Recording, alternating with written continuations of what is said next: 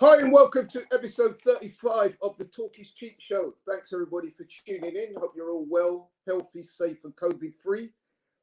Just to let you guys know, we've got a very special show lined up today. We're calling this show the North London Derby Special.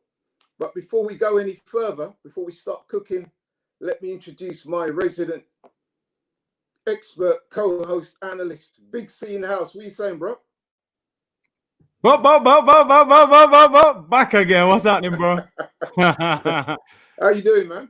Yeah, all right. After still recovering from the last game, but looking forward to the big one at the weekend. Yeah, man. Yeah. Good to have you in the house, man. Good to have you in the house. I trust you're keeping well. Otherwise, keeping up. Yeah, with I'm good, man. And everything. Yeah, just still training, waiting for these gyms to open. I'm still very much in lockdown, man, even though they've eased a lot of things, I'm still indoors a lot, working from home. Yeah. Well, a little spy tells me that you was out in the town last week, man. Taking the town red, no less. No, none of that, bro. Not me, No, sure? don't. No? No, none of that. I stayed away from them. You wasn't down for that, no? Nah, none of that, bro. None of that. All right, well, moving swiftly on, man, because we've got a lot on our plate today. So let's start cooking straight away. Yeah, man. Arsenal's most recent game, the game against Leicester. Straight off the bat, was that a couple of points dropped or lost or what? What are you saying?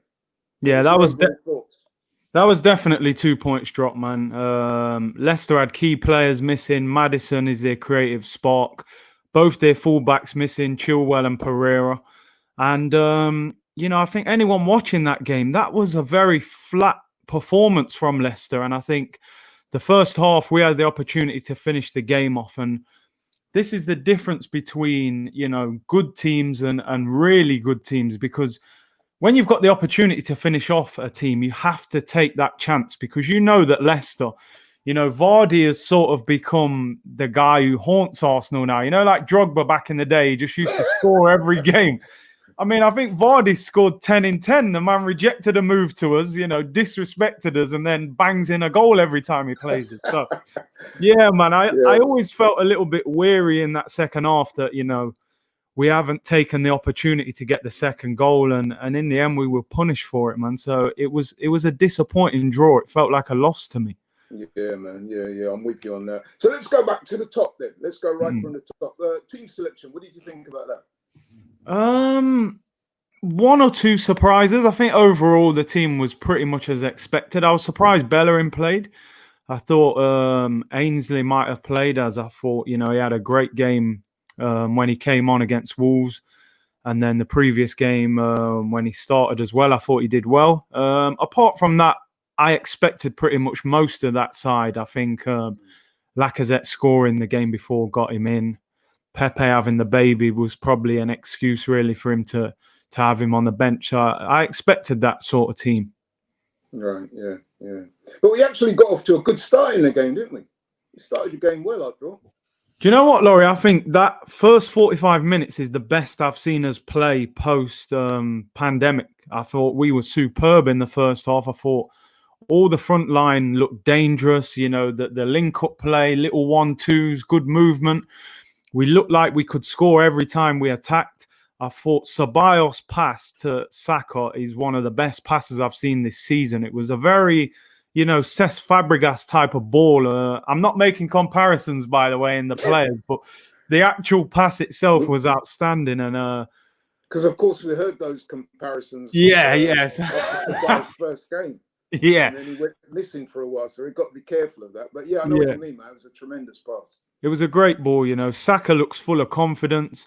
Aubameyang, continues to score despite, as we always say, not being played in his best position. It was just a shame, because Lacazette, great opportunity to make it 2-0. And I genuinely think if we go 2-0 up, we win the game, because I felt Leicester looked short of ideas, and I think they would have been done at 2-0. Yeah, it's interesting because we came at the traps really well. We set a good pace. Not for the first time this season, we made good starts. But then we get a goal, and then it's almost like we lose a bit of confidence ourselves. We stop playing a little bit.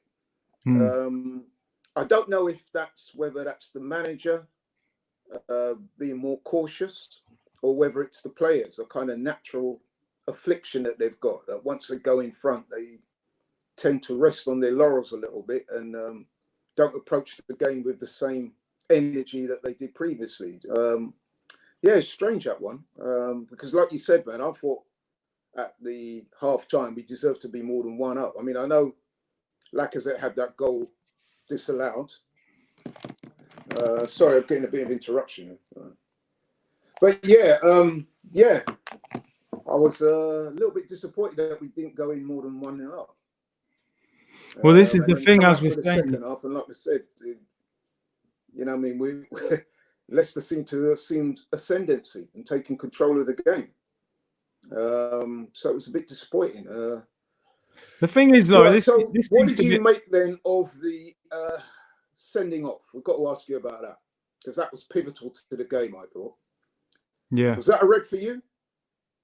Yeah, 100% a red all day long. I mean, look, there's no intent from Eddie to hurt the defender, but you know, it's not about intent anymore. It's about, you know, the contact you make. That was reckless. It was dangerous. You know, he could. That's a potential leg breaking challenge. Now, whether he meant it or not, which I don't think he did. Eddie's not that type of guy, but you know, he was a bit over enthusiastic. He's just come on. He's trying to close down the ball. As soon as you lift your foot and your studs are showing, and you make contact, you know, especially that high, you're running the risk. And for me, there's no dispute. It's a definite red card. Yeah, I agree. Like you said, Eddie's not in any way a malicious type player. You could see he was very upset. In many ways, that sending off, it wasn't quite the same type of incident, but it reminded me of Aubameyang sending off earlier in the season. Yeah. Get an attacking player. They put in a challenge, they mistime it, and it kind of looks worse than it is, if that makes sense.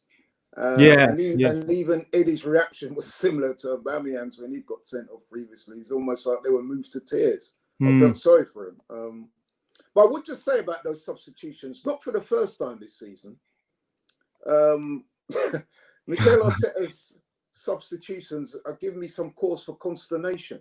Now, it's my opinion that the substitutions are not particularly game-changing in that they tend to come too late in games.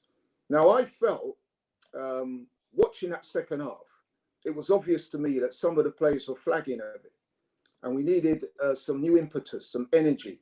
And I remember watching it with the guys at the watch-along. Shout out to all those guys who participated in the watch-along, and people who watched it, by the way. It's very successful. But anyway, yeah, watching it at the time, I was saying to those guys, listen, man, we need to get the subs on early.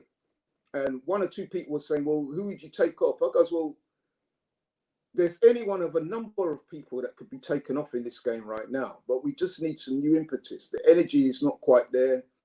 Leicester are in the ascendancy, and they were looking more and more threatening. And I just felt that we were not really showing much. And I'd have preferred, I mean, the manager's got an abundance of subs he can call upon. And there are some game-changing players on the bench there, Pepe being one of them.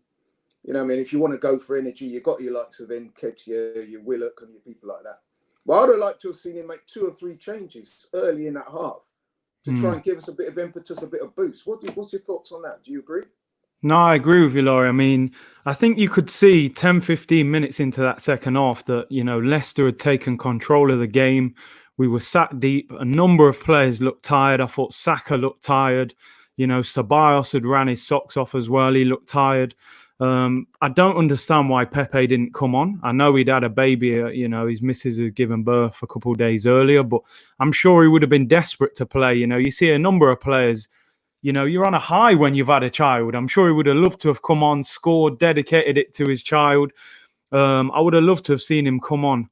And, you know, he just seems, he has got that Arsene Wenger tendency about him to just, you know, it's like he's waiting for something to happen, you know, reactive rather than proactive, I'm always saying, you know, make the substitutions, give us that energy. And in terms of Lacazette, because I just want to mention this quickly, because I do agree with a lot of the criticism he gets because, you know, you pay 50 million for a goal scorer, you expect goals, that's what we paid the money for. But sometimes I believe you have to leave a striker on the pitch because to me, Lacazette had a very good game yesterday, or in the goal. You know, we obviously needed the goal and, you know, he just had a goal disallowed prior to him coming off. I don't think you're helping the guy's confidence by taking him off every single game, you know. He scored a lot of goals late on at Lyon in games when he was there. Last 20 minutes, it's when defenders tire, they switch off. I did feel like Lacazette was probably going to score yesterday at some stage. So when he got taken off, I was disappointed for him. You know, Kasper Schmeichel in goal seemed to turn into his dad. You know, prime Peter Schmeichel yesterday. Man's pulling off wonder saves left, right and centre, you know. But yeah, you know what? I absolutely concur with you there, man. I absolutely 100% concur with everything you said there. I mean, I thought Lacazette was having a good game. Okay, you could argue that the header he should have done better with. I think that the turn and shoot chance that he had was a very good attempt. It was an excellent save by Schmeichel. But I thought his overall game was good. He showed sufficient energy. He was closing down as the first phase of defence. You know, he was winning certain duels on the pitch. He looked strong. He was holding the ball up well. And I was personally disappointed when he came off. But that notwithstanding, like I said, there was a few other people that could have come off, you know what I mean?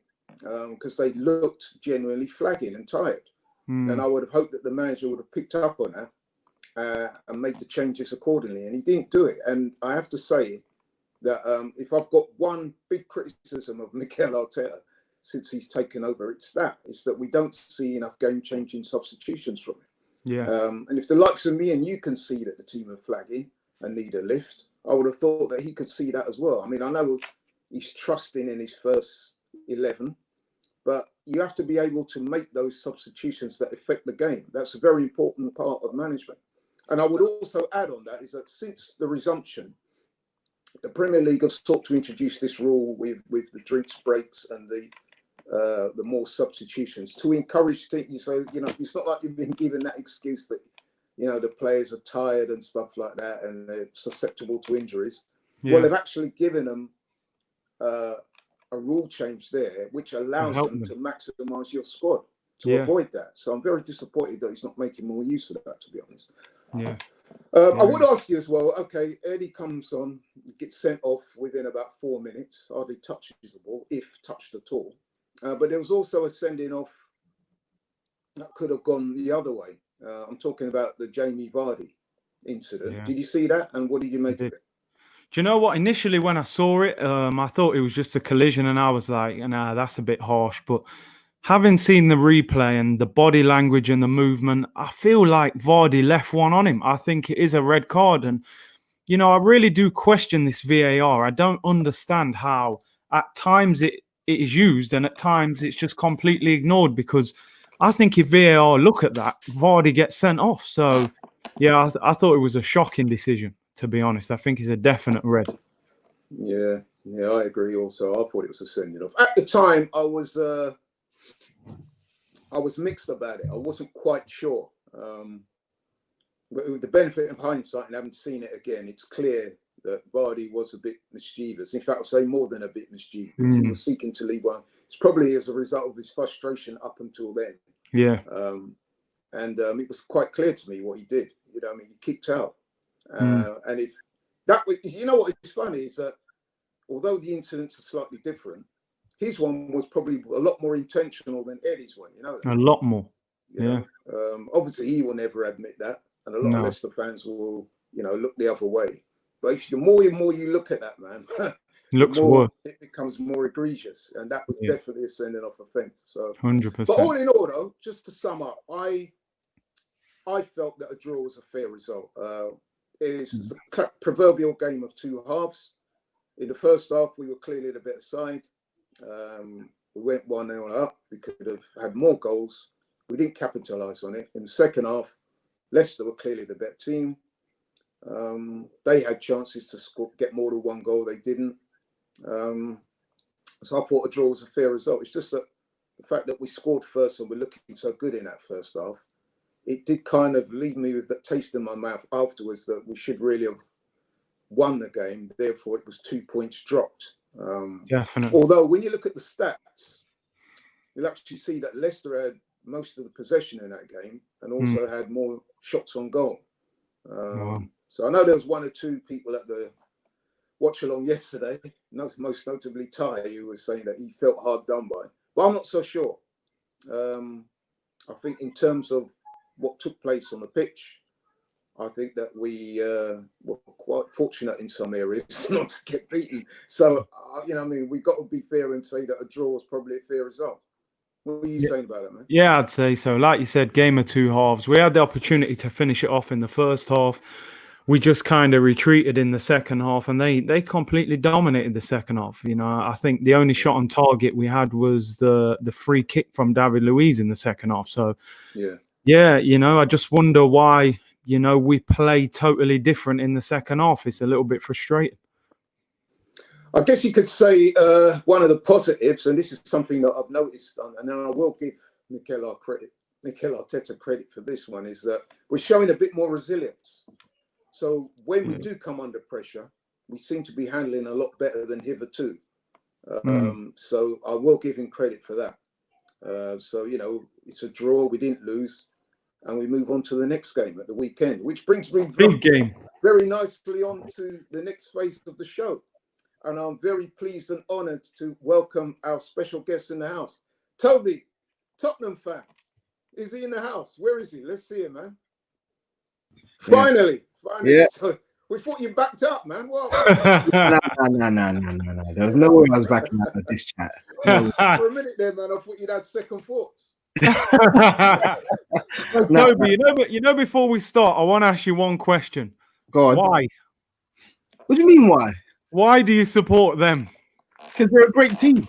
Great team, great history, great players. No, but when you was growing up, what made you support Tottenham? Was it a player? Was it where you lived? What was it? Because you know what, we lived in I still live in Enfield, and and I think in school as well, and just watching TV, when I was actually properly getting into sort of Premier League football, I just grew an attachment to Spurs. I've got a twin brother who supports Arsenal, so it's a weird thing for me to just go towards Spurs. But I just really enjoyed watching Tottenham as a little kid, even though we weren't that good. We weren't that good. So yeah, it was just a thing. And plus, most of a lot of the kids in my primary school were Spurs fans as well. So it just sort of meshed into this Arsenal Spurs sort of rival one. I chose the Spurs side. Yeah. It's interesting that you should say that because Toby lives in Enfield and I live in Enfield as well. It's quite a big borough. And one of the things I noticed living around here is that although traditionally Enfield could be classed as a Tottenham area, there are also a hell of a lot of Arsenal fans as well in Enfield. I remember there was one occasion I was going into central London and I came out of Tottenham Hale train station. I was making my way towards the tube. And I thought I saw Toby, so I rushed over to him and I started talking and the person didn't respond in kind. So I'm thinking, oh, what's up? My man is ignoring me today. It then turned out that it wasn't Toby. Is it your twin brother? Your twin brother, right? Or your brother? He was, yeah. It looked just like him, man. There was me going into this Tottenham Arsenal thing, and my man said, "Yeah, I don't even support Tottenham. I'm an Arsenal man." Yeah, then I rang up Toby later. And he said, "No, that was my brother you were talking to." I was like, "Rah." An amazing likeness. But anyway, moving on, man. So for our Ops to the Week, this part of the show, man, it's a very special weekend this weekend, North London derby. And I thought I would bring in our good friend, Toby. He's a passionate Tottenham fan, man. And I know he'll have lots to say. And I'm looking forward to hearing what he has to say, man. So, Toby, let's kick it off with you, man. How much are you looking forward to this game? You know what? Normally I'm buzzed about a derby, but I'm really not looking forward to this one at all. The first reason is the obvious reason. We're just not a good side anymore. And I feel like anyone can give us a game. Literally any single team in this league can give us a game now, no matter who we're playing on that pitch. So that's one reason why I'm not looking forward to it. And two, I feel like this is probably one of the most meaningless sort of North London derbies that we've played in a long, long time. Like, I think probably the most meaningless North London derby that we've played maybe in the past probably decade was that season when you lot won the FA Cup. I think it was the 13-14 season when you lot won the FA Cup and we had AVB in Sherwood. Like, our season was done. So you come into our ground. Yeah, 2014. Yeah, you beat us 1-0 as well. Rosicky scored a rocket, but it was like, for us, like for me, I was at that game. It hurt me, but like in the grand scheme of things, it didn't really mean much because our season was already done anyway. And that's what I feel like with this fixture. It's like Arsenal are a fallen giant. We threatened to do something over the past couple of years, and now we're petering out, and we're both not in contention to qualify for the Champions League. We'll be lucky to even finish in the Europa League spot. So now it's literally like, oh, we're scrapping for who's going to finish possibly 7th or 8th. It's just a meaningless. It's the most meaningless derby that I've been able to. I'm wondering if you're saying that though in preparation for your loser speech at the weekend. No, but you know what? It's interesting you should say that, because I just want to pick you up on something there, because in recent weeks we heard first from Dele Alli, and then I think it was Kieran Trippier recently, wasn't it, where they were saying that as far as some of the Spurs players are concerned, certainly those two, they consider the Spurs Chelsea a bigger game now than Arsenal and Spurs. So what's your thoughts on that? Do you agree with them or not? I wouldn't say I disagree. I'm not sure if I'm on the fence with it, because I think whereas when I was growing up, it was literally Arsenal were number one, fiercest rivals. But I feel like over the past probably decade for sure, Chelsea, in my opinion, are right up there. I think like they're both neck and neck. I feel like we've got a lot of bad blood with Chelsea, whether it's them ending our title challenge, them humiliating us in the FA Cup, us finishing 4th, and then them winning the Champions League, and then we couldn't get into the Champions League. So I feel like there's a lot of bad blood between Chelsea over the past couple of years. So I think they're perfectly well within their rights for them to say that, because at our peak over the past couple of years, we've seen Chelsea as more of a fierce competition than Arsenal. No disrespect. I'm not trying to. Okay. No, you've answered that honestly. Well, Curtis, so let me ask you that. What do you think in terms of Arsenal biggest games of the season? Would you say Spurs are still the biggest game of the season? Because some Arsenal fans over the years, certainly back over a few years, would say Man United. But what do you think of where do you think the Arsenal Tottenham fixture stands now in our list of fixtures each year? Is that the one you look forward to the most? Is that the one that arouses the most passion? Gets you going the most? Which is it? Yeah. Do you know what? Like you said, man, I think over the past few years, like, and growing up, for me, it was more like the Man United game, just because of the rivalry with Ferguson and Omri and Van Nistelrooy and all that. But obviously, you know, we have to give Tottenham some credit. They have, you know, become a better team over the years. You know, they've got closer to us and at times even overtaken us. So I think that game still means a lot. You know, it's still the rivalry. But like Toby's saying, man, this game, it's important, but it's not like we're playing for something that's going to bring us major success. It's like a lot of fans don't even want to be in the Europa League. So winning that game is going to effectively put us in a competition that a lot of people don't even want to be in. So it's crazy, because with us, we've kind of been progressively falling down the food chain, you know, every season, where Tottenham last year were like in the Champions League final, and all of a sudden you find yourself we got to the Europa League final. Well, yeah. Well, it's a little bit different, isn't it, man? You know what I mean? Toby, let me ask you something quick, Toby, man. I just wanted to ask you, because when Emery left Arsenal, me and Laurie were very much in favour of Arsenal maybe getting Mourinho as Arsenal manager. He ticked all the boxes as far as I was concerned. But I know Tottenham fans are a little bit indifferent about him. Like, how do you think Mourinho's done? What do you think he can do? And do you think it's down to him, or is it a lot of it the players? So I'll answer, you know, let me go in reverse, because I don't want to sound like I'm always digging him out. So let me actually cut him some slack first. So I'm going to answer your last question first. No, it's not all his fault. it's not his fault that he's inherited a washed up defense. Like, that defense is a bottom 10 defense right now.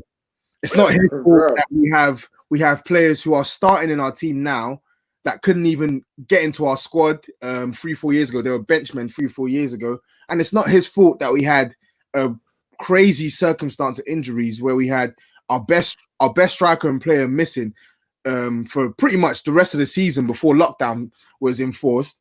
We had our second best player, Son, again missing until probably the end of May, if not for lockdown being enforced as well. And then you got to add in Sissoko being injured, and then you got to add in no defensive midfielder. So he's inherited. Fair enough, it's got a bunch of talented players, but it's also got a lot of deficiencies, which I don't think he realized how big an issue they were when he was taking the job. So it's not all down to him. But I'm now going to answer your first point as well. You were saying that you and Laurie were keen on getting Mourinho at your club. Laurie, I'm not sure if you remember, but we actually spoke about this. I think we spoke about I do. when Poch got sacked and when he got appointed. And the same thing I told you then is the same thing I'm telling you now. The guy, he shouldn't have been hired in the first place, and I don't think he's the right man for the job. I think his days in terms of managing top flight teams are done. I don't think he's the man that was going to take us forward. But we've signed a deal with the devil. We've sold our soul to the devil. You have to you have to back him, because unfortunately for us, we've hired a short-term manager to try and fix a long-term issue, i.e. fixing the defense, improving the first 11, getting back to the usual standards of football you played for, competing for major honors. The only thing he ticks there is competing for major honors. And for him to do that, he needs players, he needs money, he needs funding. But he's come to a club where the chairman wants you to work on a restricted budget. So how is this going to work? I have to say, you have been entirely consistent, because I remember those conversations that we had well. And I remember I was like ribbing you, saying that, you know what I mean, in spite of all the love that you were showering on Pochettino, he hadn't actually won nothing. I mean, I was saying, like, at least with Mourinho, you know what I mean, you can call him many things, but there's one thing you can't question, man, is the amount of trophies and honours that he's won in his career. And I was saying that, you know what I mean, the reason why myself and Curtis and some other people it's funny, isn't it, Curtis? Because now a lot of people are running from it. They wanted Mourinho, or they were sympathetic to having Mourinho, but all of a sudden now it's not going too well at Spurs. Man, they're saying, I never wanted him, I didn't rate him, blah, blah, blah. But I just want to qualify, and I know Curtis will speak up for himself, is the reason why we would have taken Mourinho at Arsenal, well, I would have anyway, is that I thought with his experience, I thought with his personality and his character, I think that what we needed at that time with Emery falling out with the players and things going wrong, I just thought we had a strong character in there to basically kick some butt and try and bring some players around and give them a voice that they would listen to, a personality. I thought that might work. I know Mourinho's had his problems with players in the past, but I looked at it analytically and I thought, you know what? I think we could do a lot worse than Mourinho. So he wasn't the only name. I remember myself and Curtis had identified some other candidates as well. In fact, one of the ones that we was espousing was Nuno, wasn't it, Curtis? Yeah, we were saying that we would have taken Nuno. We would have taken Brendan Rodgers. So there was a few in the mix. But definitely Mourinho was one that we would have considered. Is that your take on it, Curtis? Do you know what it was for me? Like I just felt like at Arsenal, in Wenger's later years and then Emery, I felt like the whole winning mentality of the football club had gone down the drain. And one thing Mourinho is, he's a winner. But as you said, Toby, like he needs financial backing in order to be successful. And, you know, Tottenham are not notorious big spenders, and neither are Arsenal, really. We don't really spend big money either. But, you know, I think for 2 or 3 years, I think Mourinho could have possibly done a job at Arsenal. But at Tottenham, obviously, I hope it doesn't work out so well for the man, you know. Do you know, I wanted to ask you there as well, Toby. You said Kane was your best player. Do you actually think? Because I, as an outsider, you know, I think Son might be your best player. You know, you don't think so? No chance. No. Nope. Not even close. Sonny is a quality player, and he's someone who can step in and sort of fill the void in terms of goal scoring when Harry Kane is missing from the team, and he is sort of that talismanic figure, and his importance to the team has definitely grown over the last probably 2-3 years. But Harry Kane is the only player in our team who is dependable 24/7, barring, you know what, let me change the 24/7. When he's fit, he's the only player in our team that's dependable. We have players like last season, everyone wants to talk about Sonny. He was fantastic. I know he had his tournaments and whatnot, but Son didn't score a goal for the first like sort of 3 months last year. Okay. He had fatigue from the Olympics and then fatigue from the follow-up tournament that he had to play just so he could be exempt from military duty or something like that. But he didn't score a goal for 3 months. Harry Kane was pretty much playing a deeper role. He sacrificed his position for the team from the start of last season, playing much more deeper, trying to help us improve our build-up in the team. And as a knock-on effect, that impacted the amount of opportunities he's having in the box. But you see his numbers, his scoring rate is still up there with the best. You see, even this season as well, even when he's not been at his influential best, any Spurs fan will tell you, Harry Kane, by his standards, hasn't really been that good. But yet here he is, 19 goals in around 29 appearances. The numbers don't lie. If you look at it over the past 5 years, there is one person who's directly responsible for if there's one person that's directly responsible for where we ascended to, it's him. And I think, in my opinion, he is the only genuine world-class player we have in our team. Actually, you know what? I just want to butt in there because that conversation segues neatly into something I was going to ask you two guys, because me and Toby constantly go at it on WhatsApp about Kane versus Aubameyang. Look at him shaking his head.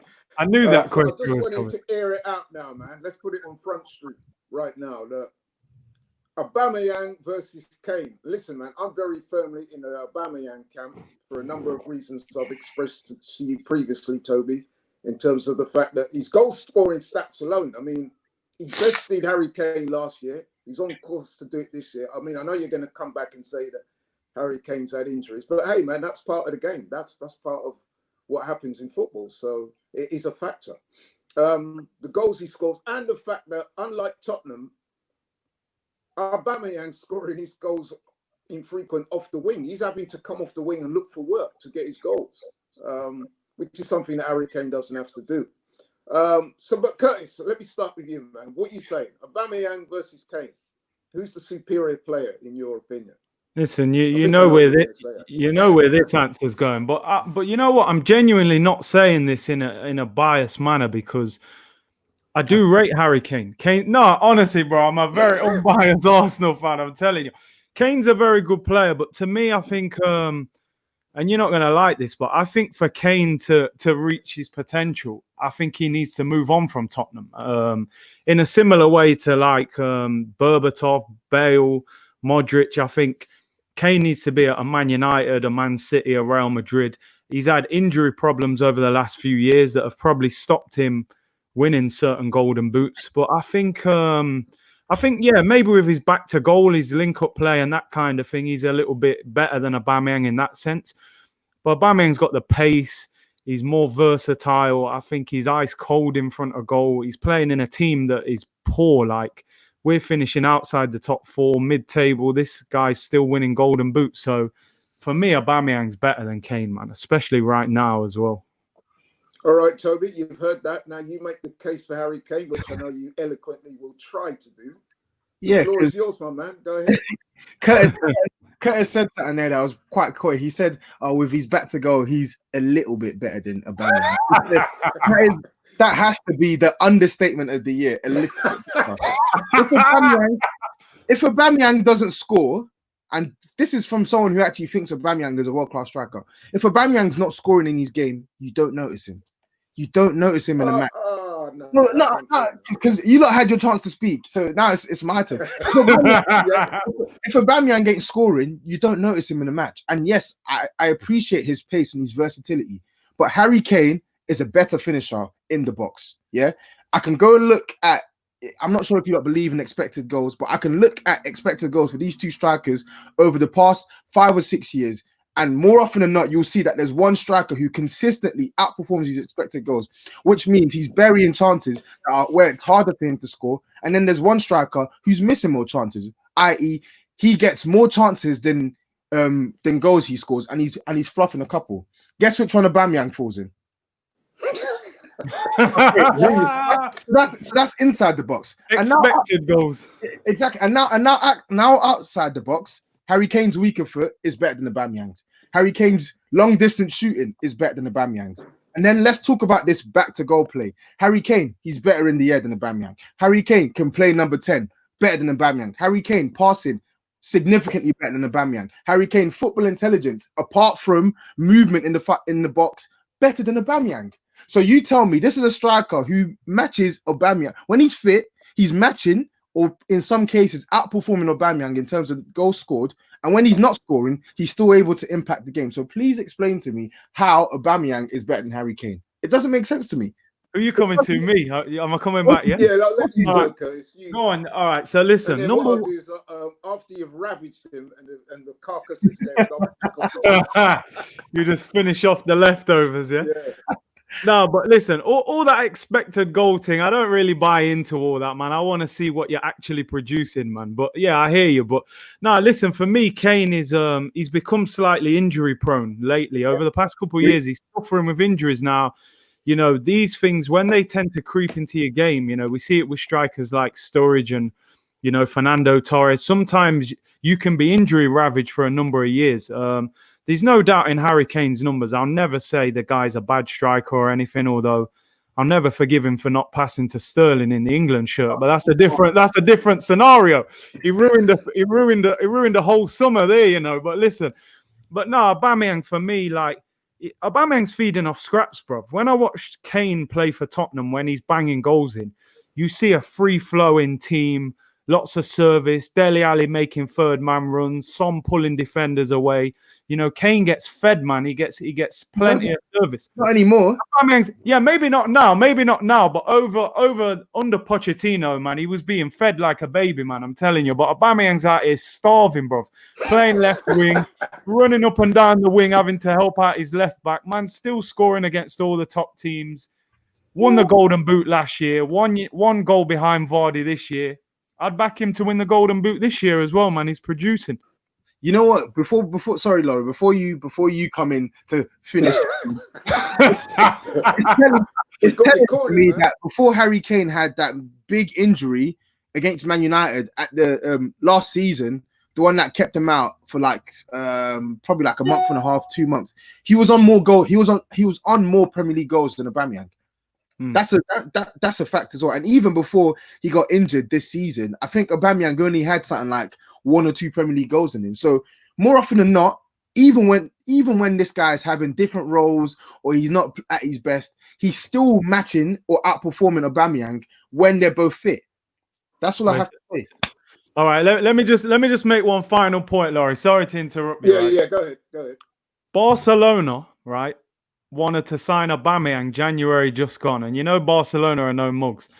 I'm not hearing no elite clubs trying to get Kane off Tottenham right now. I'll leave it at that, Laurie. Why is that though? It's because they know that they're gonna have to pay top whack. And like you said with the injury thing, he's just come off like a 5-month layoff now. And then last season he got injured for like around 2-3 months. Season before, injured for 2-3 months. Season before, injured for 2-3 months. So big clubs recognize how good he is. One, he's locked down to a crazy contract under Daniel Levy. So if you're coming in for him, you're going to have to pay top whack.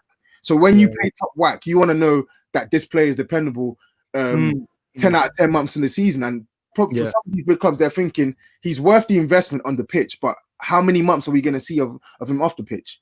Me personally, I'm of the opinion that he's going to be gone next summer. I think this upcoming season is a season for him to sort of prove maybe to the bigger clubs that he can last throughout the season. So I think if he doesn't get any major injuries the upcoming season, regardless of where we finish, I think he's gone. Because I think a player like him, he needs trophies. He needs to aspire for more. And if our chairman can't match his ambition, which he's spoken about previously, then why is he here? No, well, yeah, it's true. Well, you put a very robust argument up there for Harry Kane, but I just would like to take you to task on one thing you said there when you was talking about Aubameyang's his back to goal, and if he doesn't score, you don't notice him. You know what? That is just so the other way, man. Trust me.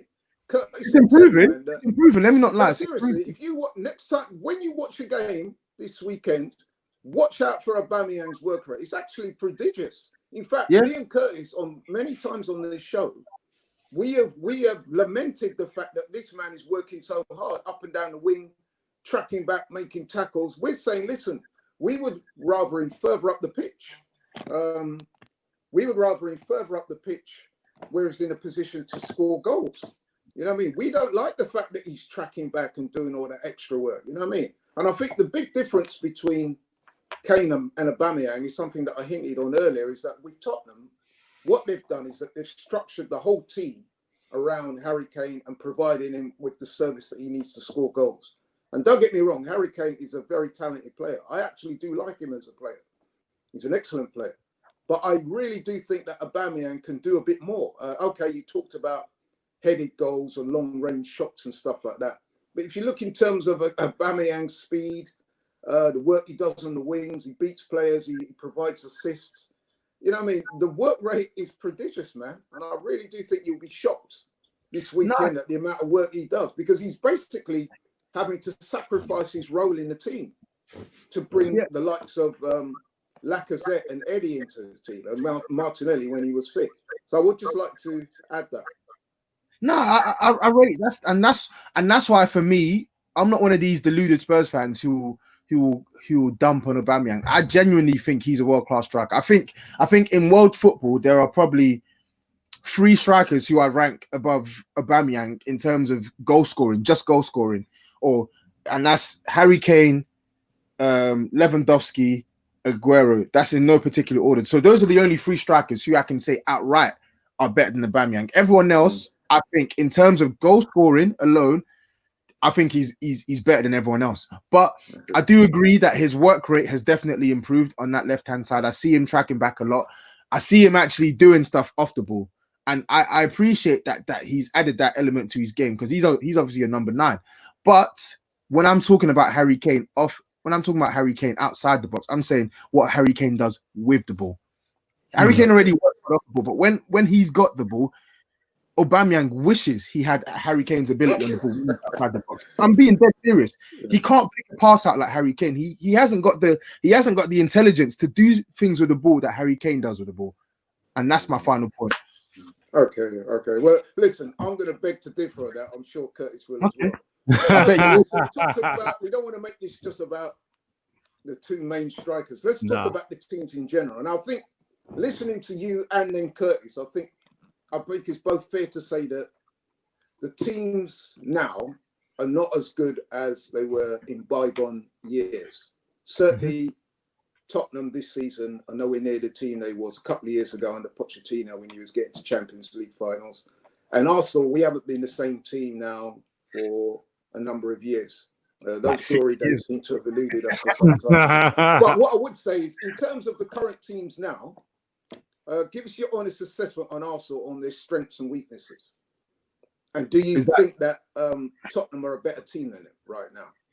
Is that for me, or is that for Kane? Like ahead of the game this weekend, you're looking at Arsenal's team. Can you identify? Obviously, Aubameyang's one, but in terms of the overall team, do you see any other strengths there? Do you see any weaknesses there? And do you think that Spurs are a better team than Arsenal right now? I don't think. I think we have a better squad. I think we have a better squad than you right now. And when I say that, I mean we have like better sort of individually like quality players. I feel like individually there are certain players in our team who just stand out more than they do. Tell me about. So what? Do you want me to list the players? Yeah. So Son, obviously, I think he walks into your team. Harry Kane, I think he walks into your team as well. If Harry Kane's in your team, you're playing Aubameyang out wide. I think Lo Celso, I think he could start in your team as well. I think Ndombele, if he's fit, he could start in your team as well. I think the much maligned Ndombele. Yeah, I'm being dead serious. I think I think Davinson Sanchez, I think he could start in your team as well. And then you've got players like role players like Steven Bergwijn. I think he could come into your team as well. I'm not saying that we've got like an abundance of quality, but I feel like our better players are better than your better players, if that makes sense. Yeah. So I noticed you didn't mention Dele Alli there. What's your thoughts on him? Ali's a good. I think Ali would. I think as in an attacking position, I think Ali would start at Arsenal. But for me, he's just gone off the ball in terms of form. But that's what I'm talking about. Like he's not even a starter at the moment. And he's someone who scored something like 9 goals this season, 5 assists. He's still a match winner in my opinion as well. So that's what I mean when I say I think our squad is better than yours. But you wouldn't be able to tell it if you were watching us play. What about areas of weakness? Areas that you're not happy with right now? Is that for Arsenal or is that for Spurs? For your side. For your side. Our defense is it's a bottom, as I said, it's a bottom 10 defense, and I'm guilty of not realizing to the extent in which our defense has deteriorated over the past year, because we saw alarm bells last season with Alderweireld and Jan Vertonghen. We didn't win a game away from home until November last year, and we just couldn't win for love nor money in the league towards the end of last season. So we knew that players like Kieran Trippier, they had to go. Jan Vertonghen was declining. Alderweireld was declining. Sanchez still up and down. We knew Ben Davies far too limited. So we knew that we had these issues, and we knew Danny Rose as well. But we didn't actually, me personally, I didn't understand to the extent in which these players would plummet. Danny Rose fell off a cliff this season. Ben Davies has just turned into mush. Like, we knew that he couldn't attack, but he can no longer defend now. Like, he's even making basic mistakes defensively. Davinson Sanchez is still up and down. I think he's been our best defender this season, but that's like saying you're like the tallest midget, in my opinion. Like, it's Tell me, what's your thoughts on Serge Aurier? Oh God, you notice how I left him out. You didn't even mention him. Yeah, like, what's crazy is last season, Kieran Trippier was so bad that we said, you know what, like Serge Aurier deserves a chance, because if that's the level that you have to beat, then I see no reason why he can't come into this team and do a decent job. And whilst he hasn't been as bad as Trippier was last season, he is just a complete liability. He's another one who I gave chances to. This season, at the start, I gave chances to Dyer, to Davies, to Aurier. Like, I've given chances to all these guys, and it's just like, we're just not good anymore. So the defense, you can just roll it out completely. That's going to be, until we improve it, that's going to be a liability. And our lack of a defensive midfielder, that's going to hurt us as well. We have no one to screen the back four. And then when you add into the fact that our fullbacks can't even give you any sort of creativity out wide. I think Aurier is the most. He's got something like 8 assists this season. But when you actually look at the amount of time he spends up in the field, the amount of crosses he puts in, you realize that he's not really that good. It's going to be a case of whose attack is most at it, because let's be honest, Arsenal's defence isn't great. Tottenham's isn't great. It's mad because a couple of years ago, you looked at that Tottenham team, you saw like Walker and Rose were 2 of the best fullbacks in the country. I used to love Dembele. I have to admit, Dembele was a player I really liked. You know, I remember your midfield was like Dembele, Eriksen, and Dele Alli, man. That was a hard midfield to deal with now. And, you know, what you got the likes of Winks and them, man, now. And it's not nice to see, because for me, even being a rival, I like to see all the top teams at it, and you really compete with your best teams now. You know, seeing big teams in decline and we're having like meaningless North London derbies, it's not great as a fan, is it?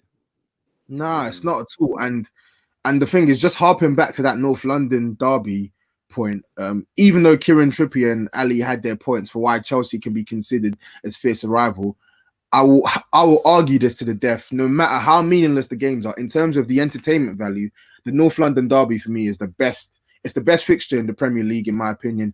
When you look at both teams, when they're on the pitch, when they go at it, and when you see both fans when they go at it as well, I don't know. There's something about it. It's just, for me, in terms of viewing experience, apart from maybe Man City versus Liverpool, I think it's the most entertaining match in the Premier League, and that's the only thing that's driving me for Sunday. And I'm hoping that some of these players in that squad can tap into the fact that this isn't a normal match. I don't care how poor you played. This isn't a normal match to us. This isn't a normal match to our fans. It may not mean much to me right now, the grand scheme of things, but for you as a player, this is a match that you need to be seeing in that calendar and say, you know what, for these fans, I need to play with my heart on my sleeve, and I need to play like I need to have like literally one of the best games possible, because form actually goes out the window. So it'll be interesting. It'll be interesting. I think the defense is there for the taking. I really do. Right, let me just, Curtis, so you've heard Toby expand there quite eloquently on Tottenham's strengths and their misgivings and their failings. Obviously, me and you talk on the show week to week about Arsenal, so you don't need to go in depth. But just very briefly, what do you see as our strengths and weaknesses going into this game? I think there's no doubt. To wrap things up, I'm going to ask you guys to give us a prediction and why, not just, but we'll start with Curtis. Just give us a brief, or give for the benefit of Toby here, give us what you see as Arsenal's strengths and weaknesses going into this game, based on what you've seen this season. Do you know what it is? I think our strength's definitely in the attack. I think, Aubameyang can cause any defense problems, even when he has quiet games like he did against Leicester. He's still got a goal. I think Lacazette, his lack of goals, of course, is the problem, but his all-round game will always trouble defenses. And, I think Pepe will be up for it as well. So I think our attack will cause problems.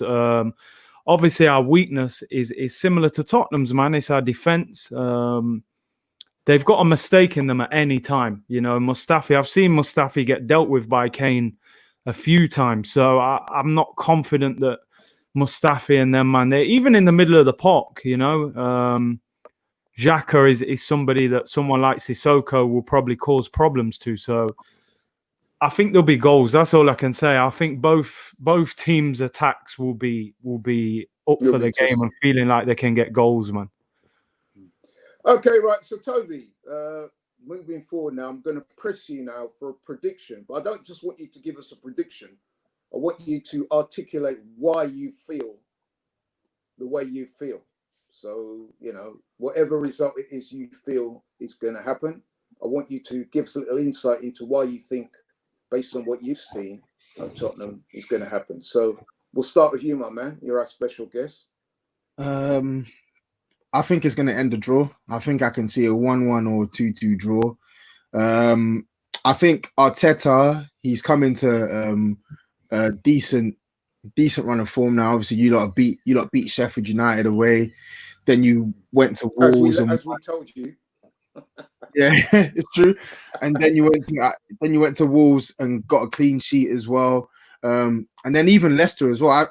I know obviously there's always going to be a mistake in Arsenal, which is why I think there'll be goals there for us. But generally, I feel like you lot have looked a lot more organized than we have in the past few matches as well. And I feel like, whereas you said that Aubameyang, he's feeding off scraps, whilst I agree to a certain extent, I feel like Arteta caters for you lot to actually go out and attack teams. I feel like Arteta, he's putting a system in place where you lot have your Sakas, your Pepes, your Sabases.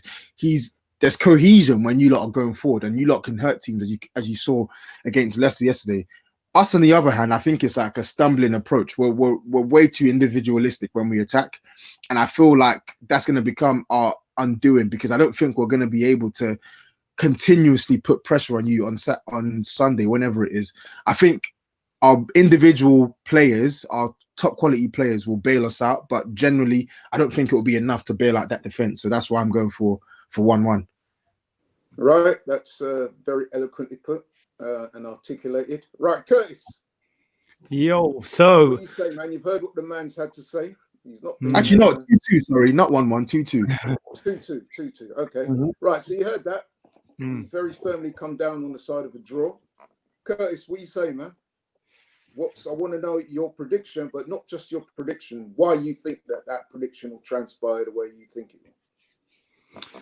Do you know what? I'm going to go for a draw as well. I got to be honest. Honestly, do you know what? That Leicester game for me was pivotal. I felt like if we win that game, going into that Tottenham game, I feel like confidence would have been high. We'll play on the front foot. Now I feel like there'll be an element of like we don't want to lose the game rather than we're going there to just beat them. And I think you know, Arteta tactically at times has come up short against some of the better managers in terms of like in-game management. And at the end of the day, you know, whatever we think, Mourinho is still rated as a top manager in world football. So I think I don't trust our defence to cope with Tottenham's attack for 90 minutes comfortably, especially away from home.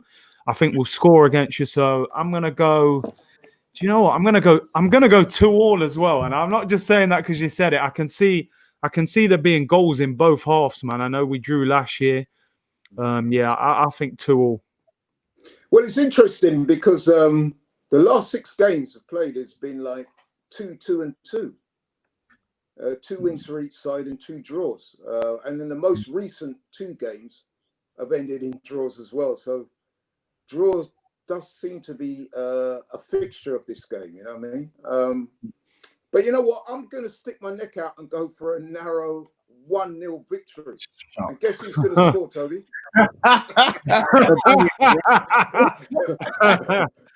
Because I think that both teams are exhibiting fragile confidence. But I actually think that Spurs' confidence is a bit more fragile than ours. You know what I mean? 100%. We've actually looked a bit more impressive than you recently. Not way more impressive, but I mean, I saw the Sheffield United game. You looked pretty poor in that game. And in I saw the game the other day, the Everton game, where you were quite fortunate, really. And I just think that I think if we can get off to a good start, we get a goal, I think we might hold out.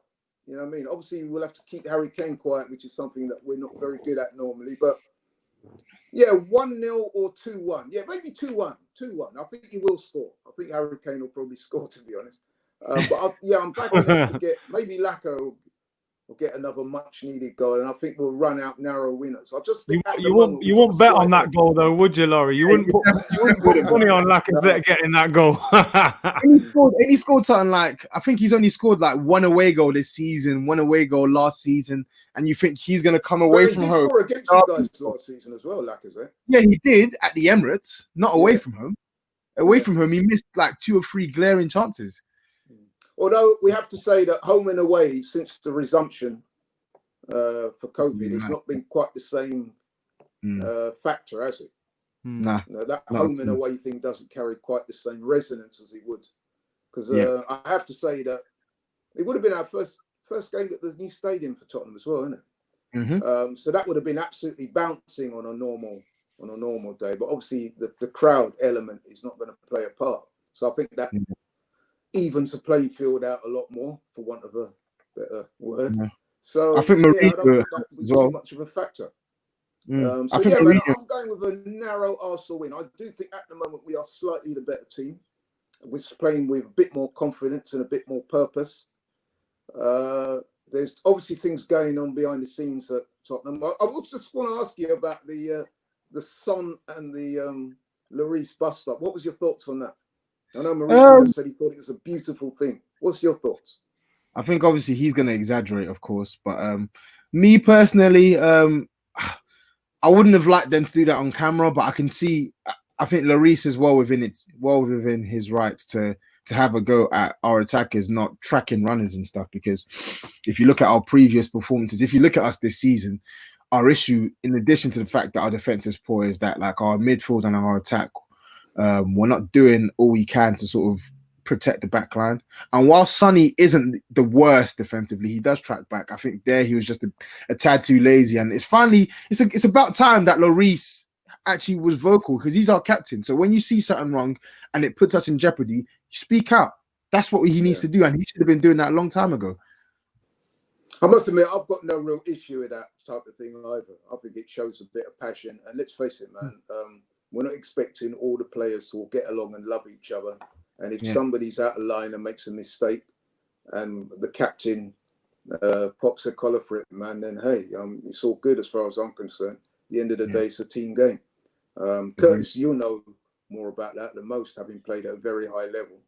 I'm pretty sure that all the teams you played in, not everyone got along or didn't have bust-ups from time to time. So to me, it was no big thing, really. What do you think? No, it was no big thing, man. I've seen a lot worse than that happen in the dressing room before as well. So, no, it's nothing really, is it? They were hugging after the game anyway. Toby, man, Son weren't backing down, man. He wanted the smoke.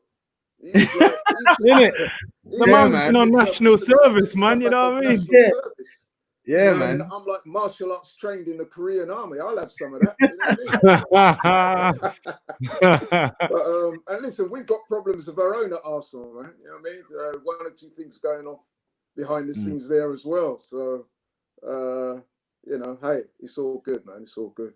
Yeah. Just quickly, I just wanted to say as well, in terms of who do you think will finish higher and qualify for Europe? Toby, I think you've been pretty honest throughout. So keep it honest. And what do you really think? You lot still have to play. Who do we still have? We still have Leicester.